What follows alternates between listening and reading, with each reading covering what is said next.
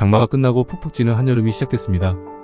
기온이 최고조로 상승하는 낮에는 온열질환이 발생하기 쉽고 밤에는 열대야로 잠 못 드는 밤이 이어질 수 있는데요. 오늘은 서울 아산병원 의료진의 도움말로 건강하게 여름을 나는 방법에 대해 알아보겠습니다.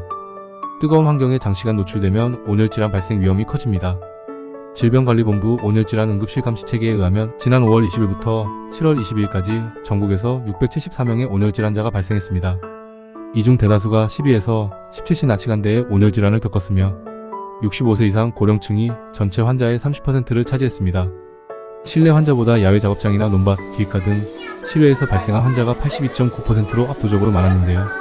서울 아산병원 가정의학과 송기영 교수는 온열질환에 스스로 대처가 어려운 노인, 아이, 만성질환자는 실외 활동 시 각별한 주의가 필요하다고 말했습니다. 장시간 고온에 노출된 상태로 수분 보충이 원활하지 않으면 일사병이 생길 수 있습니다. 어지럼증, 피로, 오심, 무력감, 발열, 발한, 홍조, 빈맥, 구토, 혼미 등의 증상이 나타나는데요.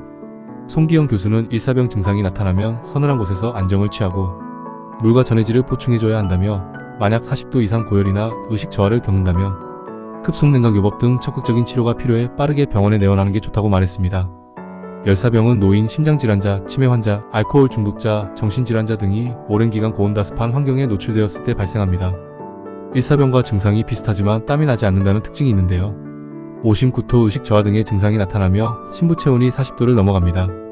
송 교수는 열사병 증상이 나타나면 환자를 즉시 그늘로 옮기고 옷을 풀어 시원한 물수건으로 닦으며 119에 신고해 병원으로 빠르게 이송해야 한다며 찬물을 마시게 하는 건 체온 저하에는 도움이 되지만 의식이 없을 때는 질식 위험이 있어 주의해야 한다고 말했습니다.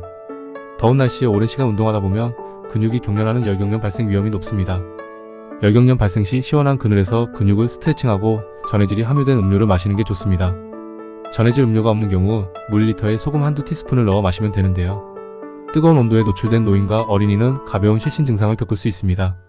이를 열실신이라고 하는데 즉시 안정을 취하면 빠르게 회복 가능합니다. 햇빛에 장시간 노출되면 피부가 빨갛게 달아오르고 통증이 생기는 일광화상을 겪기 쉽습니다.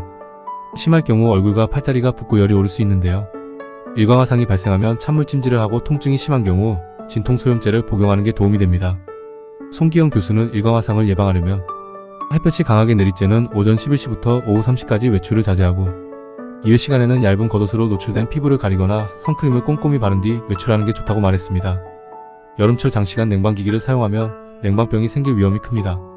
실내외 온도차가 섭씨 5도 이상이 되면 자율신경계가 바뀐 온도에 적응하기 어려워 냉방병 증상이 나타날 수 있습니다. 냉방기가 실내 습도를 낮춰 호흡기 점막을 건조하게 만들어 기침을 동반한 감기 증상이 나타나기도 합니다. 드물게 레지오넬라균 감염에 의한 냉방병이 발생하기도 하는데요. 레지오넬라균은 대형 건물용 냉방기에 사용되는 냉각수에서 잘 번식하는 균으로 냉방기가 가동될 때 공기 중으로 분출돼 감염을 일으킵니다. 감기와 유사하게 열감, 두통, 설사, 근육통 등의 증상이 나타나게 됩니다. 서울 아산병원 가정의학과 이정아 교수는 냉방병 예방을 위해서 실내의 온도차를 줄이고 실내를 주기적으로 환기시키는 게 좋다며 실내 온도는 여름철 적정 온도인 섭씨 24에서 25도를 준수하고 틈틈이 환기시켜 습도 30에서 40%를 유지해야 한다고 말했습니다. 냉방기 청소는 기본입니다.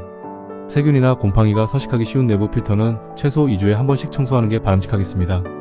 이정아 교수는 찬 음식이나 찬 음료를 자주 섭취하는 것도 냉방병에 걸리기 쉬운 몸 상태를 만들 수 있어 주의해야 한다고도 말했는데요. 냉방 중인 실내에 오래 머무른다면 따뜻한 음료를 자주 마셔 수분을 보충하고 얇은 긴팔을 착용하는 등 체온을 따뜻하게 유지하는 게 좋겠습니다. 이 교수는 과로나 수면 부족을 피하고 꾸준한 운동을 하는 등 기본적인 건강관리에 신경 쓰는 것도 냉방병 위험을 줄이는 방법 중 하나라고 말했습니다. 여름철에는 열대야로 인해 밤잠을 설쳐 수면 습관이 불규칙해지는 경우가 왕왕 있는데요.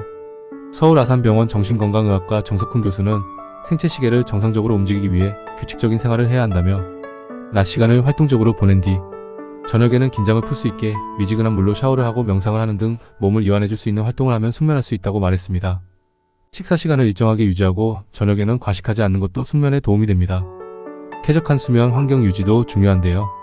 정석훈 교수는 선풍기나 에어컨을 밤새 켜놓지 말고 소음과 빛을 최소화한 상태로 잠자리에 들어야 숙면할 수 있다고 말했습니다. 저녁 시간에는 카페인 음료나 알코올 등 수면을 방해하는 식품 섭취를 피하는 게 좋겠습니다.